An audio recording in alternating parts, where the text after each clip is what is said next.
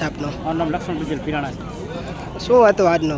આજે રોજ અદાણી વિરુદ્ધમાં જે ચક્કાજામ કરવામાં આવ્યો છે આ 4 મહિનાથી આંદોલન ખેડૂતો કરી રહ્યા છે અદાણી વિરુદ્ધમાં. એમને પૂરતું વળતર નથી મળતું. હાઈ ટેન્શનની લાઈન અહીંયા નીકળી છે. એના કારણે ખેડૂતો બહુ હેરાન પરેશાન છે, કારણ કે પૂરતું વળતર એ લોકોને મળતું નથી. અને આજે એને અનુસંધાને આજે ખેડૂતો દ્વારા એવું નક્કી કરવામાં આવ્યું કે આપણે હાઈવે પૂરેપૂરો જામ કરીને આવી, જેથી કરીને આ ભારતીય જનતા પાર્ટીની સરકારને આંખ ઉઘડે, અદાણીની આંખ ઉઘડે અને ખેડૂતોને ન્યાય મળે. તે અનુસાર આજે હાઈવે બંધ કરવામાં આવ્યો છે. જય ભારત.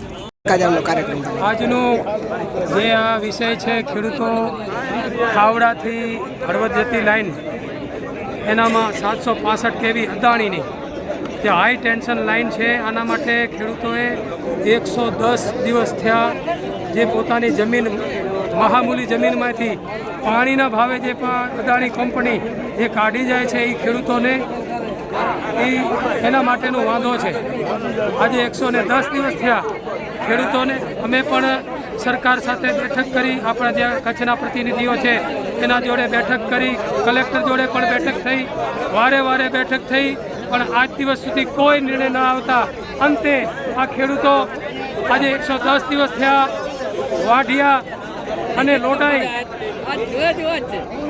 લડત ચલાવી રહ્યા હતા, શાંતિથી લડત ચલાવી રહ્યા હતા.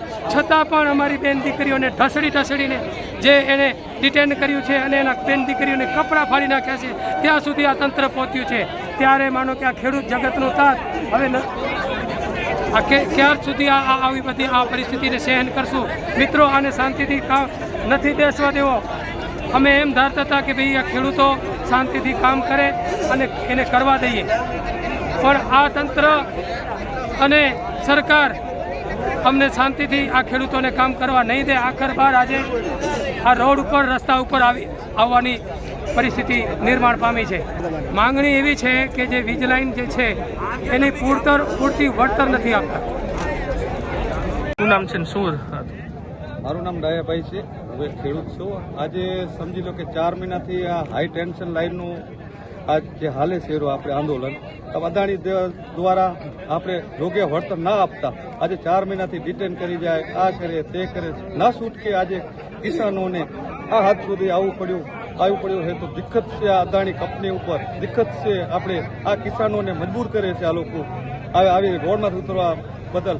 તો એને વળતર આપી દે એટલી જ માંગ છે, એટલી માંગ કરે કિસાનોની અદાણી કંપની, એટલી જ અમારી અપેક્ષા છે.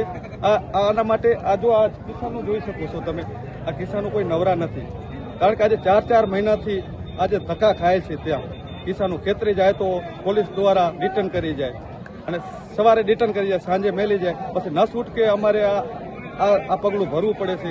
તો આવું પગલું ના ભરે એના બદલે સરકારને કંઈક વિચારવો જોઈએ, આ યોગ્ય વળતર મળે એ જ અપેક્ષા. જય હિન્દ, જય ભારત, જય જવાન, જય કિસાન. નામ છે આપનો?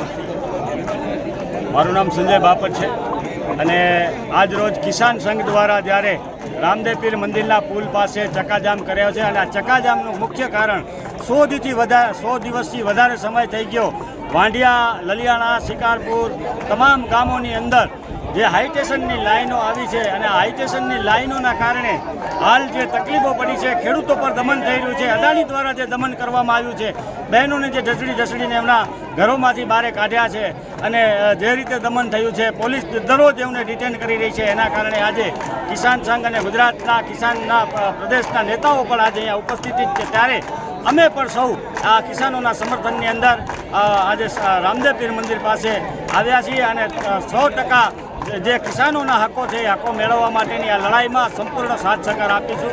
જય જવાન, જય કિસાન. શું નામ છે આપનું? મારું નામ શિવજીભાઈ બરાડિયા અને લડત સમિતિ કન્વીનરની ભારતીય કિસાન સંઘ કચ્છ જિલ્લાની મારી જવાબદારી છે.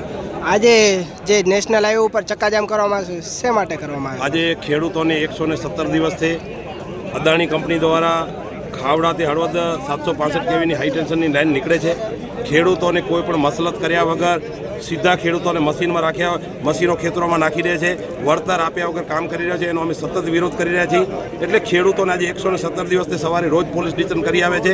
એના ભાગરૂપે જો અમને ખેતરમાં નહીં આવડે મજબૂર કર્યા છે, એટલે આજે અમે રોડ ઉપર આવ્યા છીએ અને આપના માધ્યમથી અદાણી કંપની ખેડૂત અમે અનેક વખત શું આપશો એની એક પણ રૂપિયો આપ્યો નથી, એક રૂપિયો આપવાની ચર્ચા નથી કરતા.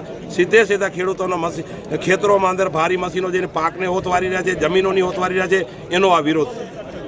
માંગણી અમારી એ છે બજાર કિંમત પ્રમાણે ખેડૂતોને એમનું વળતર મળવું જોઈએ. માત્ર વળતરની જ માંગણી છે. વિકાસનો અમારે ક્યારેય વિરોધ હોઈ ન શકે. વિકાસ થાય એમાં અમને વાંધો નથી, પણ ખેડૂતોના ભોગે વિકાસ નહીં થઈ શકે. એટલે વિકાસ ખેડૂતોના ભોગે કઈ રીતે થઈ શકે? કંપનીઓ જેટલી ઇમ્પોર્ટન્ટ છે એનાથી વધારે ખેડૂતો ઇમ્પોર્ટન્ટ છે. આ દેશનું કિસાનો હૃદય છે. એટલે તાત્કાલિક ધોરણે આનામાં અમે અનેક વખત સરકારને રજૂઆત કરી છે, તંત્રને રજૂઆત કરી છે, ચૂંટાયેલા પ્રતિનિધિઓને રજૂઆત કરી છે. એટલે જ્યાં સુધી હવે નિરાકરણ નહીં આવે તો આ તો હજી માત્ર છે ને પિક્ચર છે, ટેલર આખું બાકી છે. સંપૂર્ણ 2,40,000 ખેડૂત ખાતેદારો કચ્છના આ એક કોઈ વાંઢિયાનો અત્યારે વાંઢિયા ઇસ્યુ ચાલે છે, લોડા ઇસ્યુ ચાલે છે, સંપૂર્ણ કચ્છ જિલ્લાનો ઇસ્યુ છે. એટલે તાત્કાલિક કોઈક નક્કર નિયમ બને, ખેડૂતોની જમીનો જે માલ લૂંટાઈ રહી છે એ લૂંટાઈ રહી છે ત્યારે એનું પૂરતું વળતર મળે